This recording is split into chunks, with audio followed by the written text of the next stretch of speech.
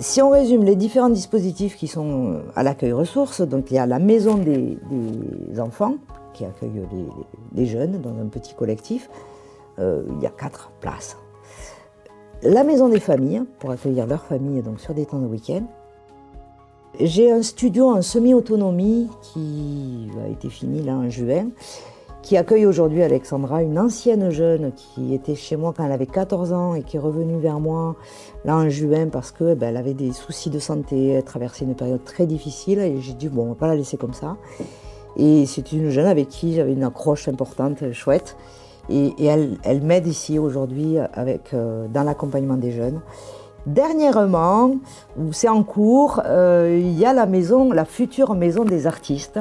Donc ça, c'est un projet, c'est plutôt un outil de travail plus tard. L'idée, c'est de rénover cet espace-là pour en faire un lieu de résidence d'artistes. Un espace de travail aussi pour de partenariat avec la mission locale, avec Humacitia, et l'idée étant de faire du lien entre les artistes et les jeunes. Depuis 2015, le projet il s'est structuré, il a évolué, il a mûri. Aujourd'hui, je suis entourée de professionnels que j'ai salariés. Donc il y a ma maman qui est là. Il y a Patricia que j'ai donc salariée qui est là sur un mi-temps, maîtresse de maison. Voilà, parce que ma maman elle est un peu fatiguée aussi, elle a un certain âge. Il y a Joanne qui a commencé en juillet, qui est moniteur éducateur. Je suis très satisfaite de ce choix, parce que c'est vraiment quelqu'un de très chouette, qui habite à proximité, qui habite à Mazamet. J'ai aussi embauché ponctuellement une éducatrice pour faire des accompagnements sur des visites médiatisées qui sont à Montpellier, qui ne sont pas à côté. Voilà, en fait, il y a un besoin, je m'adapte, je cherche une solution. En essayant de mettre en œuvre le maximum pour que le jeune il ait des outils et que quand il part, il s'en sorte. Des outils et pas que, des valeurs aussi. De se dire, il y a des possibles. Parce que l'adolescence aussi, c'est une période compliquée où on ne croit plus en rien, où voilà, on est remué par des hormones aussi.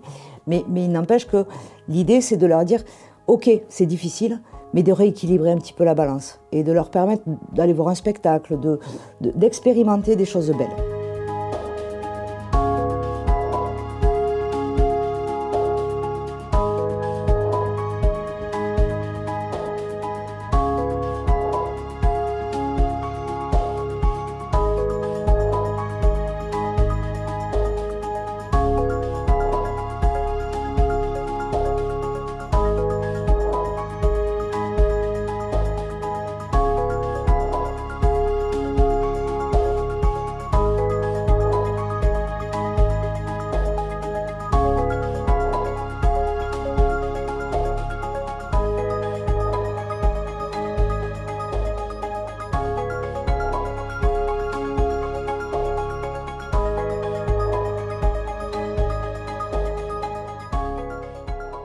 Chez Sandrine, je pense que les actes ils vont dans le même sens de ce qui est dit. C'est-à-dire qu'à longueur de temps, elle leur prouve que ces enfants ils comptent pour elle, qu'ils ont de l'intérêt pour elle, qu'ils sont dignes d'être aimés. Et en fait, il y a maintenant, en 2024, trop peu de structures de protection de l'enfance où ces enfants ressentent, où on leur prouve dans les actes qu'ils comptent réellement pour eux et que toutes les décisions qui sont prises, c'est réellement dans leur intérêt et pas pour protéger tous les adultes qui sont autour. En tout cas, de ce que je vois, que ce soit avec ces enfants-là, ces ados-là plutôt, puisque ce n'est plus des ados que j'accompagne, ou même ce que je vois en cabinet, ce qui va être important, c'est qu'ils voient qu'ils ont un soutien, qu'ils existent en fait, qu'on est là pour eux. Et ça, je pense que c'est très important, surtout pour des enfants qui ont quand même des parcours de vie qui ne sont pas faciles. C'est une petite structure déjà, donc c'est vraiment... on prend du temps pour chacun. Enfin, voilà, j'ai rarement vu ça quand même, c'est pour ça que je me sens bien, étant donné que j'ai travaillé à Mex, c'était beaucoup de monde, beaucoup de bruit aussi, beaucoup, on s'éparpillait beaucoup et puis finalement le travail n'avançait pas. Tandis que voilà, ici chez Sandrine, c'est presque au cas, ouais, c'est vraiment au cas par cas, c'est presque un pour un. Et l'accompagnement est différent des autres structures parce que c'est vraiment... c'est plutôt un accueil familial. Voilà, ça reprend les règles d'une vraie famille entre guillemets, quoi. Chacun a sa place, chacun prend son rôle à cœur, quoi. Et sa place, l'enfant doit prendre sa place d'enfant, non pas d'adulte. Du coup, quand j'ai été placée chez Sandrine, c'est vrai que l'équipe, parce qu'il y avait plusieurs quand même personnes qui s'occupaient de nous, l'équipe m'a apporté, on va dire, de la joie, de l'amour, de l'écoute et surtout le fait de croire en moi. Et ça m'a permis d'ouvrir les yeux, ça m'a donné l'envie de m'en sortir tout simplement parce que j'étais pas forcément dans une bonne période. Et c'est comme ça que j'ai pu m'en sortir au fur et à mesure avec l'équipe et le soutien surtout. Donc je pense que ce lieu, c'est un passage où tous les jeunes y pourraient passer, ils devraient passer. Parce que malheureusement, quand on est dans les foyers, on se rend pas compte de ce qu'on veut, de ce qu'on vaut également. Et ici, on a la chance de pouvoir voir ce qu'on peut faire plus tard et qu'on peut s'en sortir et reprendre confiance en soi. Il y a des jeunes qu'on nous a envoyés 10 cas complexes ou sans placement possible dans leur département. Et on nous dit, par exemple, cas complexes avec des passages à l'acte, etc., etc. Nous, chez nous, on voit des jeunes en souffrance, des jeunes avec des problèmes, mais pas des cas complexes plus que ça, quoi. Des jeunes à accompagner. Comment Sandrine, elle travaille avec toi? Sandrine, elle travaille bien avec moi. Qu'est-ce qu'elle fait? Elle m'aide beaucoup et elle fait tout pour que je me sente bien et que je retourne chez mes parents. Elle m'aide par exemple en faisant beaucoup de papier, en écrivant au juge ou à mon éducatrice d'agence. Pour la suite, toi, tu te vois rester ici ou tu préférerais trouver un autre endroit? Rester ici. Pour quelle raison? Parce que je me sens bien ici, c'est bien. Et quand tu es arrivée ici, est-ce que tu étais toujours triste? Non. Alors, normalement, pourtant, je devrais venir quelques jours, 2 semaines. Et c'est moi qui voulais habiter ici. Du coup, Sandrine a demandé à la ZEU si je pourrais rester ici. Ils ont répondu oui, mais non, j'habite ici. Est-ce que tu peux nous énumérer tous les différents types de professionnels que tu as dans ton réseau, que tu peux solliciter, sans forcément trop détailler, mais en tout cas, voilà, en fonction de la problématique de chaque enfant, quel type de professionnel tu vas aller interpeller? Alors, la classe, comme je l'ai dit, c'est primordial. L'idée aussi, c'est parce que dans des foyers lambda, l'errance, moi ici, il n'y a pas d'errance, quoi. Donc on reprend un rythme, on se lève le matin et on va en classe. J'ai une psychologue pour les plus jeunes, une psychothérapeute pour les plus grands, j'ai une musicothérapeute qui au début venait ici, puis maintenant on va à son cabinet. J'ai 2 coachs sportifs, parce que le sport c'est très important aussi. J'ai un médecin psychiatre, un dentiste, et puis je m'appuie après aussi sur la mission locale pour les plus grands, mais sur Tarn Espoir, qui est une association aussi par rapport à de la dictologie, par rapport à de la prévention autour de la sexualité. Donc après, je vais aller piocher en fait aussi dans le droit commun ou dans d'autres professionnels s'il faut en chercher. Je veux dire, si un enfant n'accroche pas avec un psychologue, un psychothérapeute, je ne vais pas forcer le lien thérapeutique. Je l'ai vécu en institution. Tu as rendez-vous avec la psy? Oui, mais je ne l'aime pas, je ne vais pas lui parler. Et donc, on l'amène, elle reste 1 heure dans le bureau à rien dire, et voilà, elle a son rendez-vous avec la psy. Moi, si ça ne fonctionne pas, j'en cherche un autre. Moi, je pense que c'est un des rares lieux où les responsables font intervenir comme ça des différents praticiens, différents thérapeutes pour aider les enfants, quoi. Il me semble que Sandrine a ce recul pour pouvoir se dire moi toute seule je ne peux pas tout faire et je fais intervenir des personnes extérieures pour m'aider à ce que les enfants aillent mieux, quoi. Moi, j'appelle la maison de Sandrine la maison du bonheur. Parce qu'il y a beaucoup de vie, et puis il y a une bonne ambiance. On sent que les enfants sont bien. Ils sont bien accompagnés, puis ils sont très actifs, hein, ils font beaucoup d'activités. Et je suis fière de contribuer, c'est un plaisir. Je suis très heureuse de travailler avec Sandrine et de contribuer, parce que je me sens bien ici, et je pense que tout le monde s'y sent bien, les enfants aussi. Comment tu te projettes dans la journée à venir? Puisque je crois que c'est aujourd'hui que tu vas partir. Oui, je sais pas. J'en ai aucune idée comment... Je sais pas. D'abord, je pense j'essaie de profiter le plus de mon moment maintenant.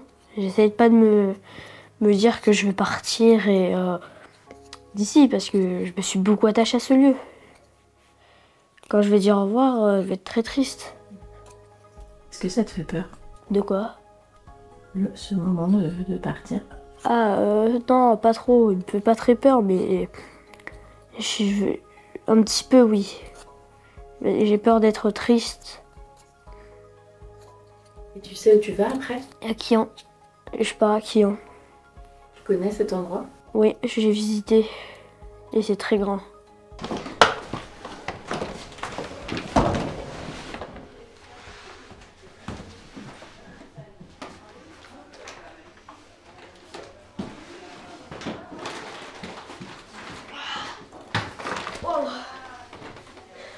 Le sac, il est très lourd.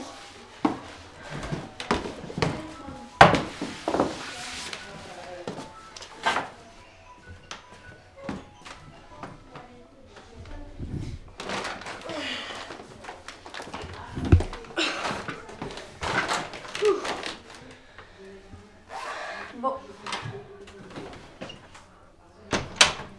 C'est parti. Ton cartable, il est où? Là-bas, avec les autres. Moi, je veux pas partir.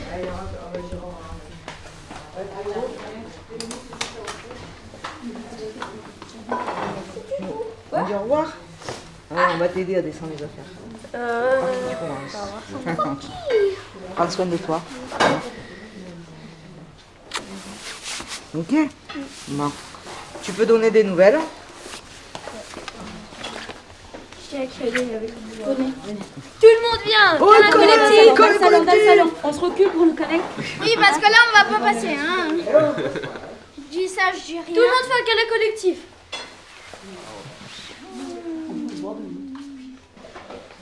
On va faire un hip hip hip. Hurrah. Théo le plus fort. Hip hip hip. Hurrah. Tu pleures? Ah ouais, tu reviens par là, d'accord? Pendant les vacances. Oui. Un stage de hip-hop? Oui, je vais faire stage hip-hop. Stage hip-hop, ce que tu veux. On fera des choses.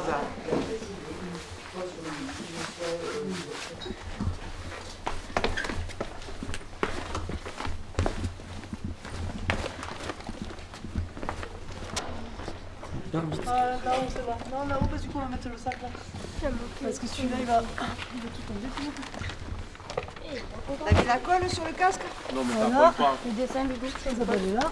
Pendant les vacances. Allez, comme Emma. tu donnes des nouvelles. D'accord. Nous écrit, nous on t'écrit, hein. D'accord? Ouais, une petite carte de temps en temps. Vas-y, fais des J'ai petits une cartes. fille de moyenne au collège. Je me suis fait des super copains. J'ai dragué une fille de 3e. Allez, ça va aller. Au revoir. Au revoir. Merci, au revoir. Au revoir.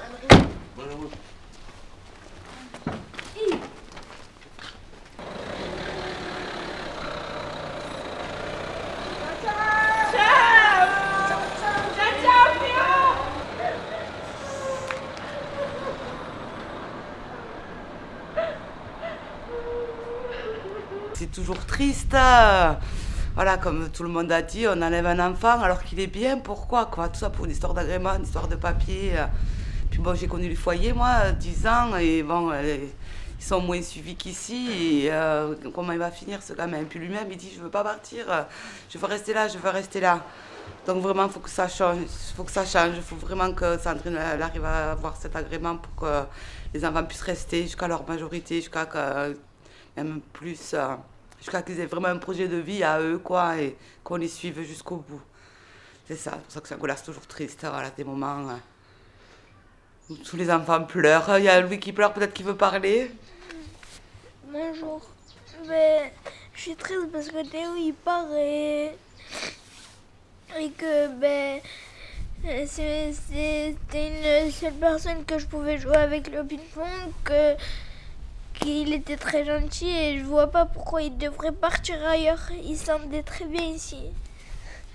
Et on l'arrache à un endroit où il a rencontré des personnes à qui il s'est attaché pour l'emmener dans un endroit qui fait pas sens pour lui. Il comprend pas pourquoi il doit partir. Les autres enfants comprennent pas pourquoi il doit partir. Et nous, les adultes, on comprend pourquoi il doit partir, mais ça n'a aucun sens parce que l'intérêt de l'enfant, il est que sur le papier et il est nulle part dans les décisions qui sont prises, qui les concernent. Alors quand même, depuis 2015, je bataille et j'essaye de faire tout ce qu'il faut pour être autorisée à accueillir des jeunes. Dans un premier temps, quand je me suis installée à La Bruyère, j'ai écrit à tous les conseillers départementaux, des départements voisins avec lesquels je travaillais, etc., en expliquant que je ne suis pas un lieu de vie, je ne suis pas famille d'accueil, je suis éducatrice en libéral. Comment on peut collaborer, construire quelque chose ensemble? Bon, vraiment, j'ai eu aucune réponse. Voilà.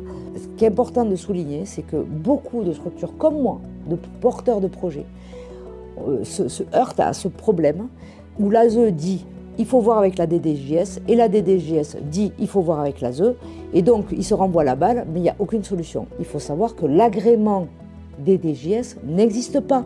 Ça n'existe pas, c'est déclaratif. Moi, j'ai sollicité le président du conseil départemental, je suis allée voir des députés, je suis allée à 2 reprises déposer un dossier de demande d'autorisation pour être LVA. Et au final, on me répond qu'il n'y a pas de besoin, que mes tarifs ne vont pas, que de toute façon, les libéraux, on leur fera la chasse, que... Bref, ça ne convient pas. L'ASE du 31, par exemple, la directrice de l'ASE m'a dit « Mais Madame Badet, déménagez, on vous autorise de suite ». Mais en fait, non, parce que justement, les travaux qu'on a faits, le lieu est thérapeutique, l'espace du village est sécurisant, les partenaires qu'il y a autour, tout le réseau, ça se construit.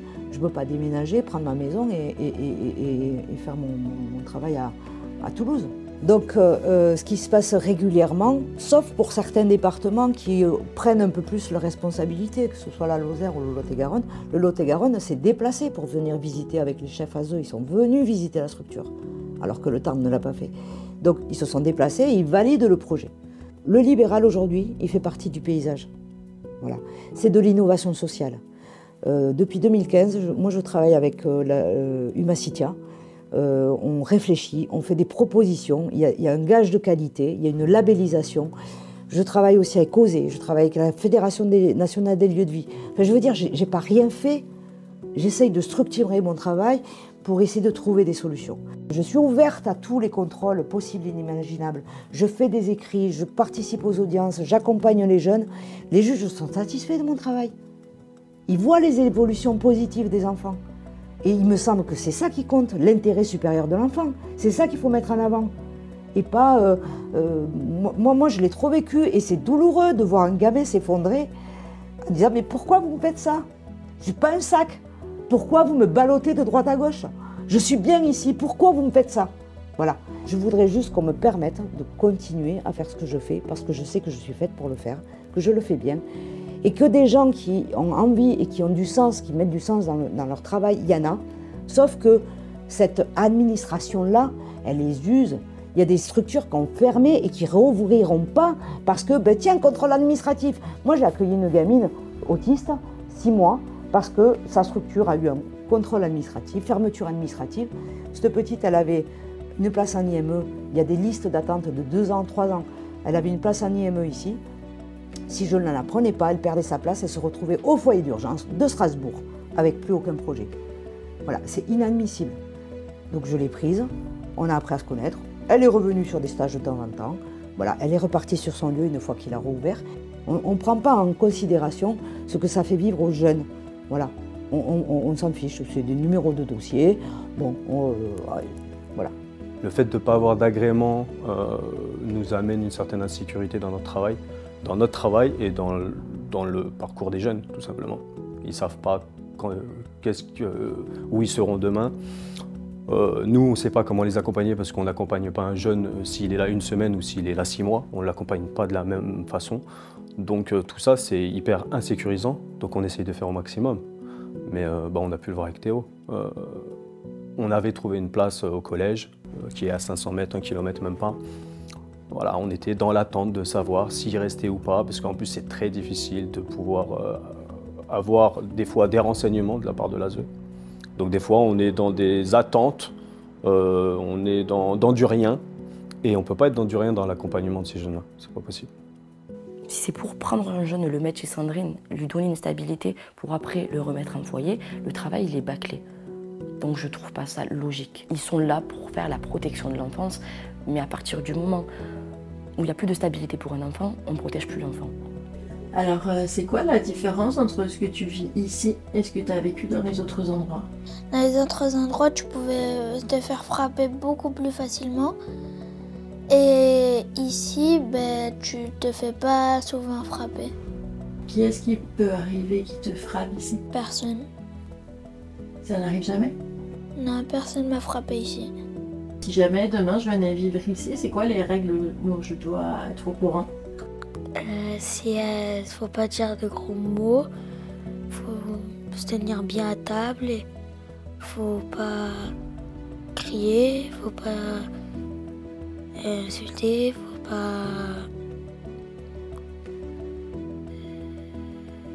pas faire de caca nerveux, et c'est tout. Qu'est-ce qui t'a donné envie de demander à l'ASE de rester ici? Le village et le calme. Tu manges bien ici? Oui. Parce qu'avant, je mangeais pas du tout. Moi, si j'avais pas Sandrine, Léna n'aurait pas autant évolué maintenant. Mais jamais, jamais, jamais, jamais. Un lieu de vie comme ça, je dis qu'il en faudrait beaucoup plus. Beaucoup plus. Et avoir une éducatrice qui s'investit à 100% dans son travail, qui s'occupe de ses enfants qui sont en détresse, qui sont mal dans leur peau, elle fait tout un travail qui leur redonne confiance en eux. Ça me redonne confiance en moi aussi, ce qu'elle fait. Et c'est un travail formidable. Je dis, il faudrait des lieux de vie plus comme ça, plus comme ça. Il faut continuer, lui laisser sa place. Lui laisser sa place et ne pas arracher ses enfants là de ce lieu de vie. C'est pas possible. C'est pas possible.